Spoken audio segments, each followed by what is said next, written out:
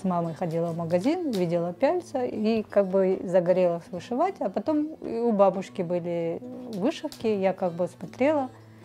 И мама у меня тоже тюбетейки узбекские вышивала. Они начали меня учить, я стала потихонечку вышивать.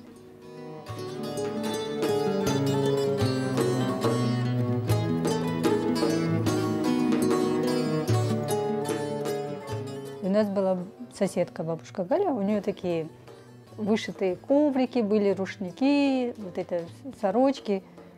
И мы, когда к ней первый раз я зашла, я просто была в восторге от того, что я увидела. Это очень украинская вышивка получается. Она вся такая разнообразная. Я говорю, бабушка Галя, я тоже хочу так вышивать. И она говорит, ну давай я тебя научу. У нас здесь было соревнование, конкурс был. Собирались 4 вышивальщицы, и мы вышивали один и тот же рисунок, каждый по-своему. И получилось у меня самое лучшее. Один раз она пришла, говорит, моя ученица превзошла меня.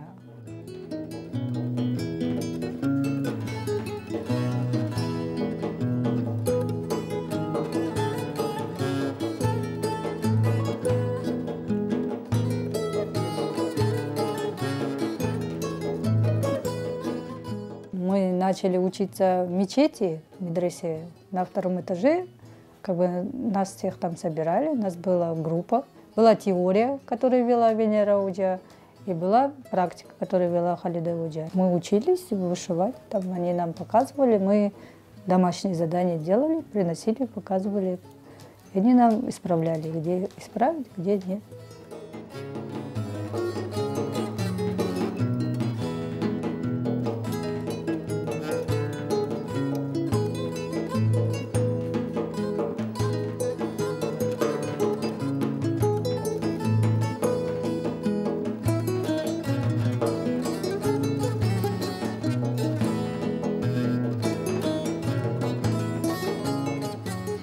Я это даже не могу объяснить. Это вот, не знаю, это, наверное, надо вышивальщицей быть, любить эту работу, чтобы понять. Я, например, успокаиваюсь. Если я раздраженная, я начинаю нервничать, я сажусь за вышивку, успокаиваюсь, все мысли собираются, и как бы она мне помогает. Если нет настроения или что-то в жизни происходит как бы не по тебе, вышивка никогда не получается. Приходится распаривать постоянно, оно то путается, то еще. А когда ты садишься уже в настроении или там с хорошими мыслями, работа идет.